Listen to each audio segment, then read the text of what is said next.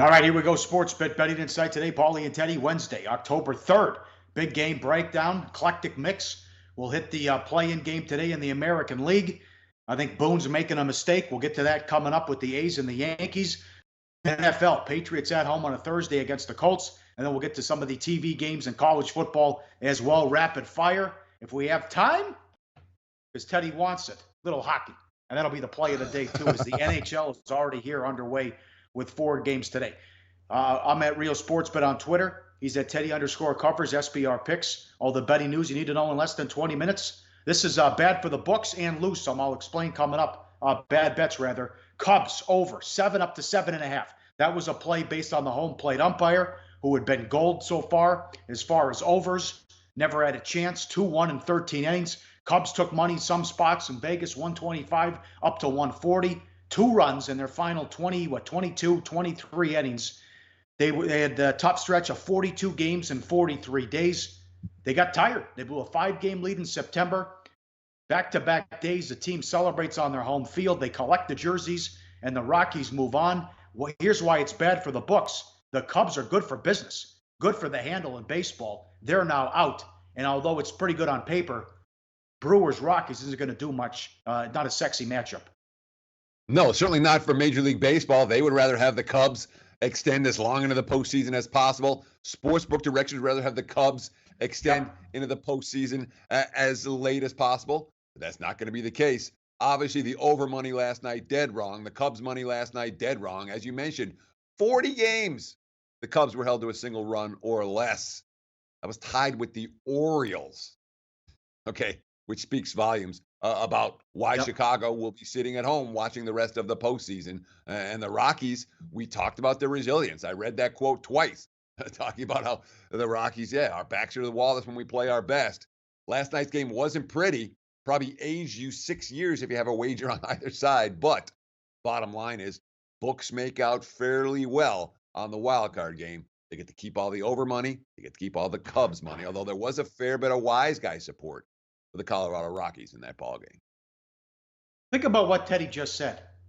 The Cubs won 95 games. Monday, they're playing for the 1 seed. 2 days later, they're out of the playoffs. But in any event, the Cubs won 95 games. The Orioles lost 115. They both were shut out or held to one run or fewer the same amount of times, 40. So the Cubs were either feast or famine, but there's too much talent on that team to struggle offensively, and only 1 extra base hit in the loss yesterday. And how about the spot again, Teddy? So Colorado has a day game at home Sunday. They have a day game in Los Angeles Monday. They have a night game in Chicago Tuesday, and they have a day game in Milwaukee Thursday.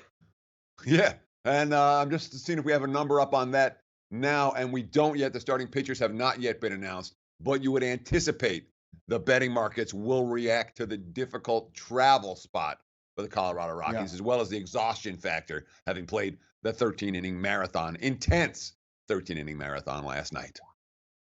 Yep. I don't think if they throw Gray, look out. He was terrible Saturday, so I think the Brewers could get to Gray if they decide to go with him in Game 1. As it's tough for the Rockies that they advanced this far. Great job, but they've used their 2 best pitchers. That's the perilous trade we have here with wild card.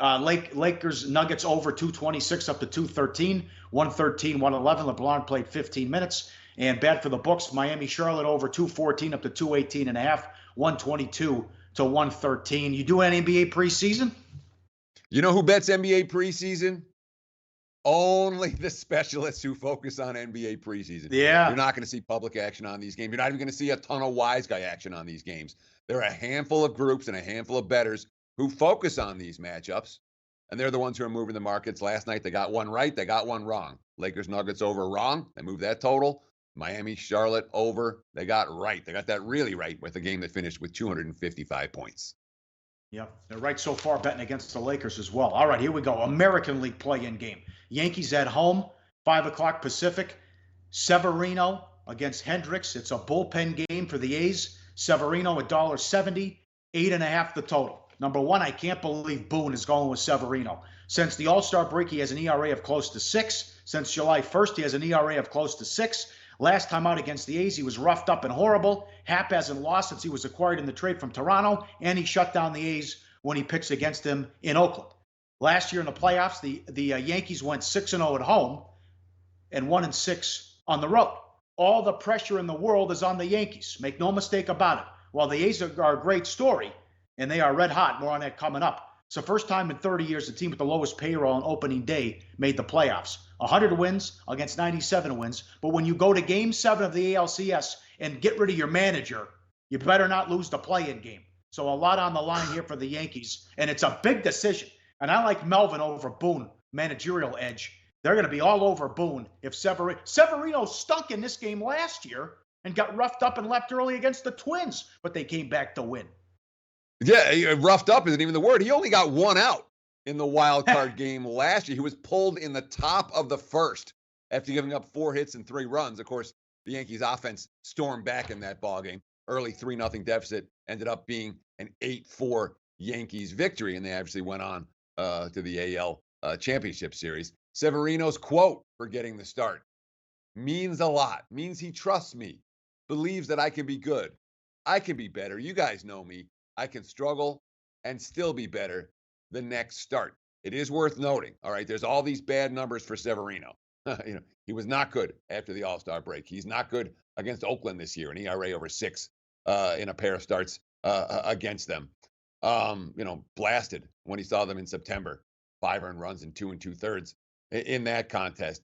But Severino did pitch well in each of his last 2 starts of the regular season, and that's what Boone was looking at when he picked him for this AL wildcard start. The fact that he's been there before and lost, now the manager trusting him again, certainly a lot of pressure on the home team when it comes to tonight's matchup.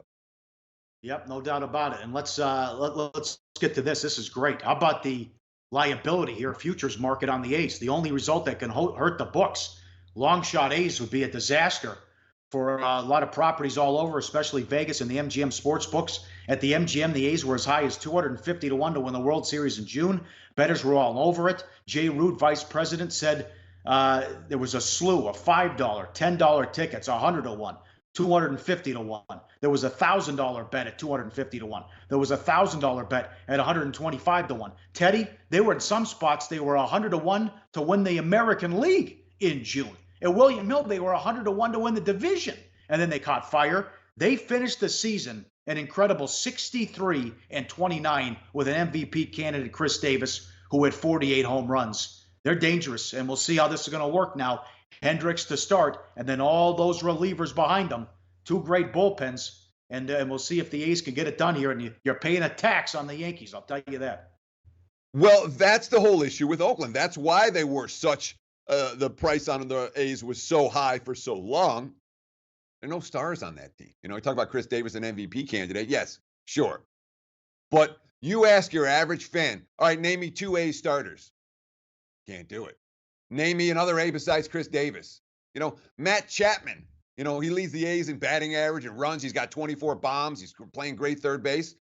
Nobody knows Matt Chapman, And you go on down this lineup for Oakland. They are the most anonymous postseason team. As you mentioned, the lowest payroll in baseball coming into the campaign. I'm with you. There's not value on the Yankees here. If I'm playing, it would only be the A's. Maybe plus 1.5. All right, very good. Thursday night football. Patriots at home against the Colts. Boy, is this a bad spot for Indy. Coming off the overtime game, the loss last second against the Texans at home. Short week on the road, never good. And the send-out line was 7.5 the week before at the Westgate. The week before, they put the lines up a week early at the Westgate. It shows you how much that line has moved with the bad spot. Mark Lawrence stats, Tom Brady, 18-1 straight up and 16-3 ATS October against teams with a losing record. And he's on a 16-1 straight up run, 15-2 ATS at home in October against teams off a back-to-back loss. That fits here. Patriots 10, 51.5 the total. Welcome back, Edelman. And the Patriots looked great last week, running out the Dolphins. The defense has played well. The issue has been the offense so far, but they got Michelle at 100 yards in the win, breakout performance. Gordon got on the field. Now you get Edelman back. And remember, that's his go-to guy and his security blanket as he was suspended because they let Amendola walk. They traded Cooks. So Tommy's getting some of his weapons back, and we'll see if Gordon can make a difference as well. And Luck played well and moved the ball against the Texans, but the Colts have struggled last week on defense. And it's a huge spot here for the Colts, likely to lose, and that could just about finish their season if they would drop here with another loss. Well, I don't know. I mean, again, you don't want to write a team's epitaph when we're talking about the second week of October. Last week's loss for Indy, as opposed to a tie with Frank Reich's ill-fated decision, surely doesn't bode well for the Colts' chances here. So you're coming off, as you mentioned, back-to-back really frustrating losses for Indy. Overtime loss in which they played extra football, short week with travel, and oh, by the way, you're taking on the elite team in the AFC that just got Julian Edelman back, and of course, excuse me, Pauly, as you mentioned, Josh Gordon matters. Now it's not, excuse me again, it's not just Gronk.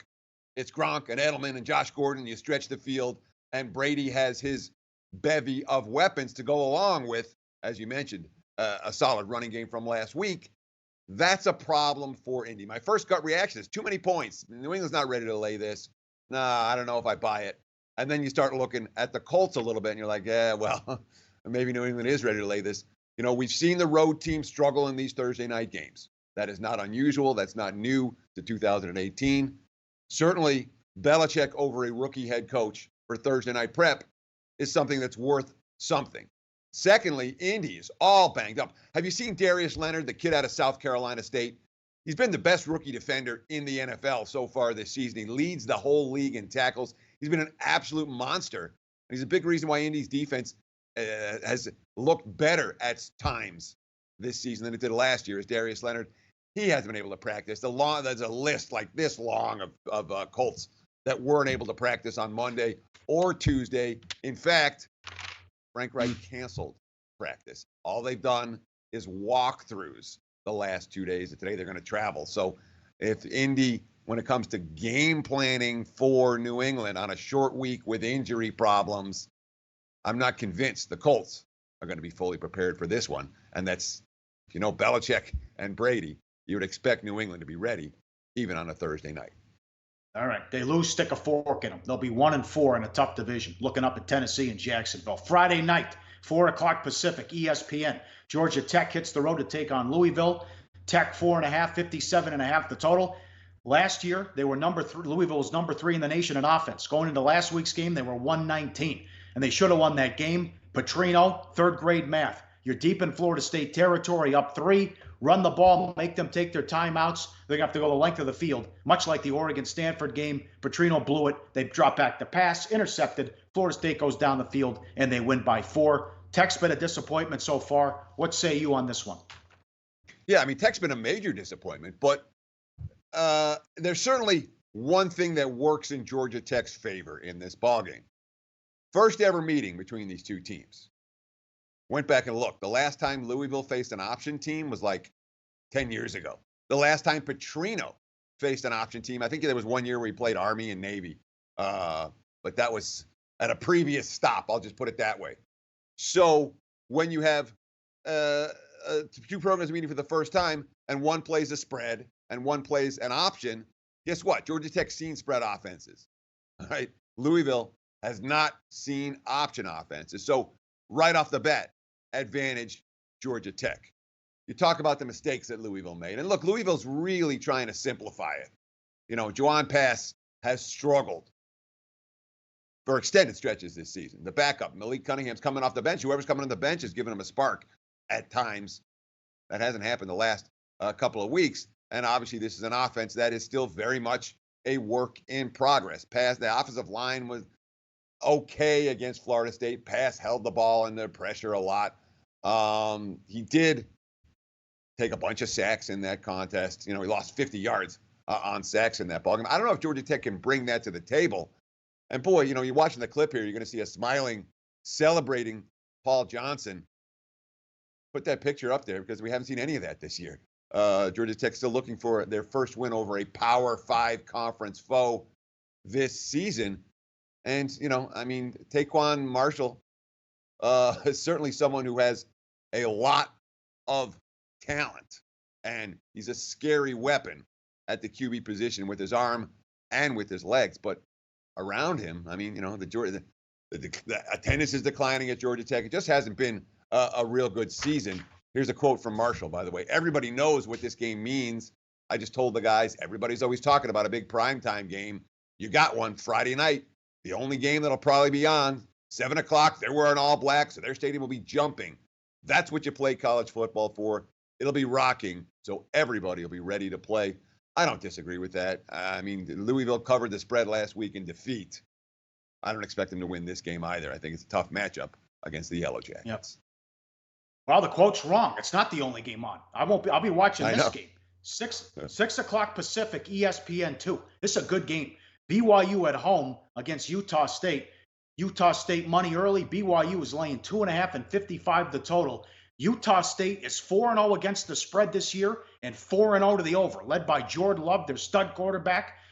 Week 1, they went to Sparty and lost 38-31 in a shootout. They led that game in the second half. They moved the ball at will. Then they ran out New Mexico State 60-13, beat Tennessee Tech 73-12, and beat Air Force 42-32. They are off the bye. And BYU, listen, I want BYU as a dog, not the favorite, although things didn't go well last week. They scored with less than a minute left to avoid the shutout against Washington. Browning started 11 of 11, so they lost 35-7 in that game. Beat Wisconsin on the road as a 23-point dog. Beat Arizona on the road to start the season, catching 14, 12, 11, depends when you got it, won outright. And then as a 3-point home favorite, got beat by Cal. Yeah, I mean, they're certainly off an ugly loss at Washington. All right, here's the quote from head coach Kalani Sitake. The Huskies played their best game, and we played our worst. That was the result. It would have been nice to see how our best game would have compared to their best. We missed that opportunity. Now we need to make sure our best game is Friday against Utah State. We need to make sure they get our best shot on Friday night. Of course, BYU got Utah State's best shot last year. Cougars are in revenge. They lost 40-24, and Utah State ran all over them in that ball game. And we think of Utah State historically, I would say, as, strong defense, the offense hit or miss. This offensive version of Utah State and Jordan Love this year is very, very different. In fact, we're talking about a squad that has explosiveness all over the field. All right. They currently rank in the nation's top 40 in 20 different statistical categories. Only Alabama has more touchdown drives that last less than a minute. Utah State's got 9. Alabama's got 10. So the big plays have been there throughout for the Aggies. They're also 6th in the nation in turnovers. They picked off 5 passes. They've recovered 5 fumbles, and their special teams have been really good so far this season. The kicker, Eberle's been dynamite. He hasn't missed a field goal yet. So lots to like about Utah State, but it's certainly priced into this number. Utah State +6, I'm interested. Utah State +2.5, the value there, probably with the home favorite. Yep. I like the spot off the bye, but certainly you're right. It's a low line, and I continue to ride the over as every Utah State game has gone over the total. Good game Friday night. All right, money time, play of the day. We're going hockey. Hockey starts tonight. 4 games. How about that? The Sharks. Watch out for the Sharks. Laying $1.70. They get Carlson. Big acquisition there. Their point total 101.5 in some spots. $8,000 bet on the win total over at the South Point. You have their in action. Everyone's betting the Maple Leafs. It's crazy at the MGM. Have one in the Cups in 67. They get Tavares. Most money and most tickets on the Maple Leafs to win the Cup. But we'll start with the champs. It's a great angle, and it goes back a long time. Bet against the champs opening night, raising the banner. The Boston Bruins, who closed, 50-20 last year, who had a great season. And there's money coming in on the Bruins, betting number 3. Boston +105 to beat the Capitals. Capitals, new coach. How about that? They win the Cup and Trotz leaves. Takes the Islander job. They have to replace him with the top assistant. Wilson's out as well. I think the Capitals take a step back. Bruins, a better team. I think they get off with the win here on the road. And the pomp and circumstance and all the distractions that come with opening night and the celebration will take the small plus price on the Bruins here to start opening night in the NHL. College football locked and loaded tomorrow. More baseball. We'll recap the play-in game as well. And we will have series prices on the next round coming up. Sportsbit, Betting Insight today, Pauly and Teddy. All the betting news you need to know in less than 20 minutes. SBR picks. Low Shack in the bag coming up next. Thanks for watching.